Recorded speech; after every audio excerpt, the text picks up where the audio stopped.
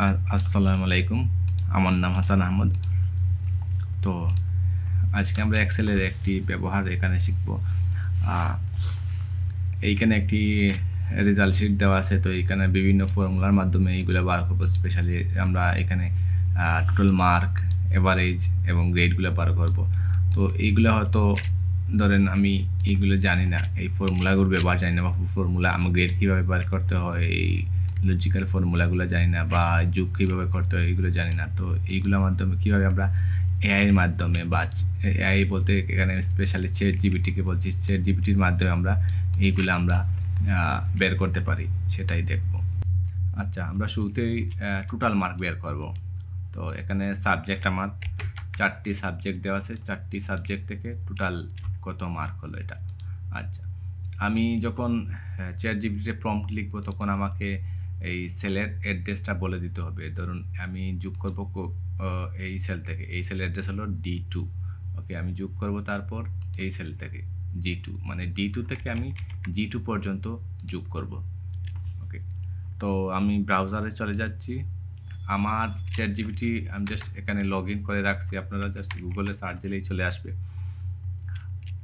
এখানে আমি প্রম্পটটি লিখব। আমি প্রম্পটটি বাংলা, আমি বোঝার সুবিধার্থে এখানে আমি বাংলায় লিখে রাখছি যাতে সকলের বুঝতে সুবিধা হয়।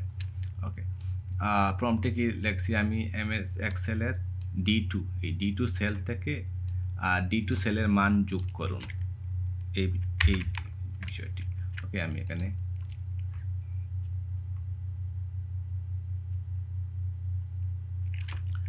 ওকে, এখানে দেখুন সে এই জিনিসটা ফাংশনটি টোটাল এখানে বলছে সাম ফাংশন ব্যবহার করা হবে, টোটাল বিস্তারিত দিয়ে দিছে। তো এটা দুইভাবে করা যায়, এই ফাংশন ফর্মুলাটি ব্যবহার করা যায় বা এইভাবে করা যায়।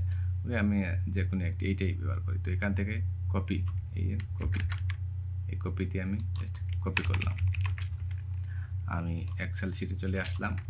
আমার টোটাল যে মার্ক আছে এখানে জাস্ট পেস্ট করে দিলাম, Ctrl+V, পেস্ট। ওকে, এন্টার। আমার টোটাল মার্ক বের হয়ে গেল। ওকে, আমি এসবগুলা ফিল করে দিলাম। ঠিক আছে, আমার টোটাল মার্কটা বের হয়ে গেল। এখন আমি এভারেজ কত হবে, একইভাবে জাস্ট এই প্রম্পটটা দিব। আচ্ছা, এভারেজেরও একইভাবে আমি জাস্ট লিখে রেখেছি। ওকে, এখানে একইভাবে D2 থেকে G2 সেলের মানের গড় নির্ণয় করুন। এখানে এভারেজ বের করবো, মানে গড়, বাংলায় যাকে আমরা গড় বলি, গড় বের করব। ওকে, আমরা দিলাম। আচ্ছা, এভারেজ ফাংশনের ব্যবহার এসে বিস্তারিত এখানে লিখে দিচ্ছে। তো কয়েকটি পদ্ধতিতে সে এই এভারেজটি বের করা যায়। আমরা প্রথমটি ব্যবহার করি জাস্ট সিম্পল এভারেজ। এখানে সাম এভারেজ করে, তারপর কাউন্ট। আমরা যেভাবে হাতে কলমে যেভাবে কাজ করি সেটা যোগ করছে, তারপর কাউন্ট ফর্মুলা ব্যবহার করে এগুলোকে ভাগ করছে, এটা তো আমরা প্রথমটাই ব্যবহার করি এভারেজ। এটা কপি করলাম, এক্সেল শিটে যাওয়ার পরে জাস্ট এইখানে ডাবল ক্লিক করে এটা পেস্ট করে দিলাম। ওকে, এন্টার। আমার এভারেজ বের হয়ে গেল।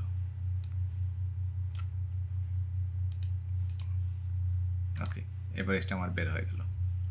আচ্ছা, আমরা এখানে গ্রেড বের করব। তো এখানে সাবজেক্ট চারটি সাবজেক্ট থেকে এই গ্রেডগুলা বের হবে। আচ্ছা, জাস্ট আমি এইভাবে 4 দিয়ে গুণ করেছি, এগুলা গুণ করে এরকম বের করেছি। তো এখানে বললাম 320 হলে A+, 280 হলে A, 240 হলে B, 200 হলে C, 160 হলে C, D, এইভাবে। তো এই বিষয়টা আমি চ্যাট জিপিটিতে প্রম্পট আকারে কীভাবে লিখেছি, এটা আমি লিখে রেখেছি। এটা জাস্ট এখানে সেন্ড করব। দেখুন, তো আমি এখানে বলছি যে D2 থেকে G2 সেল পর্যন্ত যে কোনো একটি বিষয়ে 40-এর নিচে নাম্বার আসে তাহলে ফেল লেখা আসবে। মানে এই থেকে এই সেল পর্যন্ত, এই সেল থেকে এই সেল পর্যন্ত যদি কোনো একটি বিষয়ে বা নাম্বার 40-এর নিচে হয় তাহলে ফেল, তাহলে ফেল। তো ওনার কোনো গ্রেড আসবে না, জাস্ট ফেল লেখা আসবে। কোনো একটা বিষয়ে 40-এর নিচে হলে ফেল লেখা আসবে। এই বিষয়টি আমি এইভাবে এখানে এই দিয়েছি, 40-এর নিচে হলে ফেল লেখা আসবে। আচ্ছা, যদি সকল বিষয়ের নাম্বার 40-এর উপরে হয় তাহলে সকল বিষয় যোগ করে 320 বা তার উপরে হলে A+ লেখা আসবে। এই নাম্বারগুলা যদি 40-এর উপরে হয় সবগুলা নাম্বার, তাহলে সবগুলা যোগ করা হবে। যোগ করে যদি যোগফল 320 হয় বা তার উপরে হয় তাহলে A+ আসবে। এই বিষয়টি লিখে দিলাম। তারপর বললাম আবার সকল বিষয় যোগ করে 280 বা তার উপরে হলে A লেখা আসবে। ওকে, ঠিক কমা দিয়ে একইভাবে সকল বিষয় যোগ করে 240 বা তার উপরে হলে B লেখা আসবে। সকল বিষয় যোগ করে 200 বা তার উপরে হলে C লেখা আসবে। এইভাবে আমি এইগুলো লিখলাম। তার সর্বশেষে বললাম সকল বিষয় যোগ করে 160-এর নিচে হলে ফেল লেখা আসবে। আচ্ছা, তো এই প্রম্পটটি আমি এই জাস্ট কপি করে আমি ChatGPT-তে দিয়ে সেভ করে দেখি।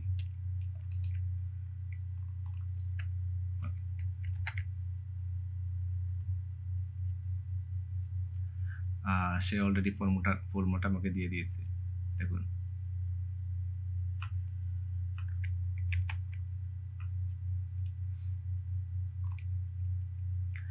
তারপর কিভাবে কাজ করছে বিস্তারিত সে এখানে বলছে। জাস্ট এই ফর্মুলাটা দেখুন, এই ফর্মুলা, এই অনেক বড় একটা ফর্মুলা এখানে আমি কপি করে নিই, তারপর দেখতেছি।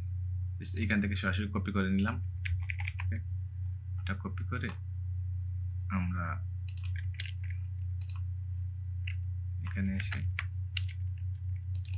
পেস্ট করে দিলাম। দেখুন, প্রথমে আমরা মিন লজিক্যাল ফর্মুলা মিন ব্যবহার করে ফেল বের করছে। ফেল বের করছে, বলছে এই থেকে এই সেল পর্যন্ত যদি 40-এর নিচে হয় তাহলে fail, value if true value এটাকে ফেল বলছে। তারপর এটি যদি ফেল না হয় তাহলে ফলস, ফলস আসে। এই টোটাল অনেকগুলা লজিক ব্যবহার করছে, জাস্ট এই জিনিসটা। ওকে, আমি এখন এন্টার মারলাম। এখানে কি ব্র্যাকেট যাচ্ছে, ডবল ক্লিক করে দেখি। দেখুন খুব সুন্দরভাবে আমার সবগুলো আনসার দিয়ে দিচ্ছে। ফেল লেখা আসবে, এই 25 এটার কারণে ফেল লেখা আসছে। তো এখানে আমরা ChatGPT ব্যবহার করে বিভিন্ন কাজ খুব সহজে আমরা করতে পারি, বা অনেক ফর্মুলা, অনেক কঠিন ফর্মুলাগুলো যেগুলো আমরা না জানি সেগুলাই আমরা ChatGPT-র মাধ্যমে বের করতে পারবো। তো এখানে বিষয়টি হলো আমরা প্রম্পটটি লেখার নিয়মটা বুঝতে হবে। এই সঠিকভাবে বাংলা বা ইংলিশ যে কোনোভাবে প্রম্পট লিখে দিলে হবে, বা জাস্ট তার কীভাবে লিখবো সেটি আমার জানতে হবে। সেটি লিখে দিলেই আমাদের এই অনেক কঠিন কাজ যেগুলো আমরা না জানি, অনেক কঠিন কাজগুলো সেই ChatGPT-র মাধ্যমে আমরা করতে পারবো। ধন্যবাদ আমার ভিডিওটি দেখার জন্য। আর আমি জাস্ট আম্বরখানাতে বর্তমানে ক্লাস নিচ্ছি কম্পিউটার বিভিন্ন কোর্সের। তো আমার ক্লাসে চাইলে জয়েন করতে পারেন। ধন্যবাদ।